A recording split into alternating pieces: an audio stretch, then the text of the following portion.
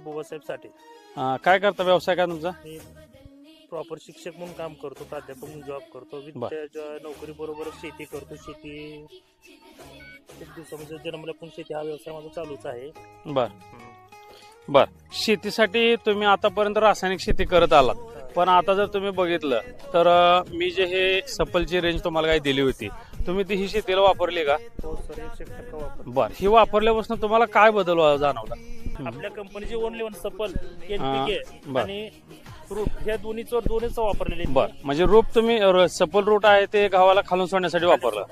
बर. आणि एनपीकेचा NPK वरून स्प्रे घेतले. स्प्रे घेतलेला आहे. तुम्हाला हे घेतल्यानंतर काय बदल जाणवला?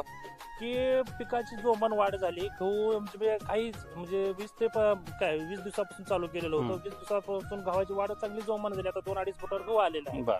आणि त्याबरोबर जर विचार केला तर रासायनिक खताची तुलनेनं खूप स्वस्त आहे स्वस्त आहे आणि फास्ट रिझल्ट मिळाला मला. शेतकऱ्याला काय संदेश द्याल तुम्ही?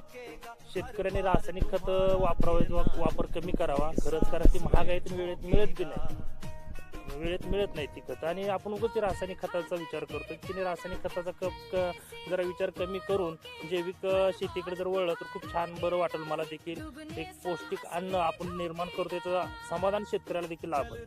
ओके. तर धन्यवाद मित्र. इथं प्रत्यक्षात जे व्यवसायाने शिक्षक आहेत, मास्तर आहेत, त्यांनी तुम्हाला प्रतिक्रिया दिली त्यांची की त्यांच्या शेतामध्ये हे सफलची रेंज त्यांनी वापरली आणि उत्तम असा त्यांना रिझल्ट आला. तुम्ही बघू शकता ह्या पिकाचा फुटवा असेल, मुळी वाढ असेल आणि हिरवळीचं प्रमाण खरंच जोमदार वाढ झालेली आहे, कसदार वाढ झालेली आहे आणि चांगल्या प्रकारे पीक डामडोल उत्तम प्रकारे आलेलं आहे. तर मित्रांनो अशाच प्रकारे तुम्हीही म्हणजे इथं वापरू शकता. महिन्याने सर येऊन माझा व्हिडिओ करा. आज माझा हा गहू कमरेला 100% येणार आणि आपल्या सफलच्या जोरावरच येणार.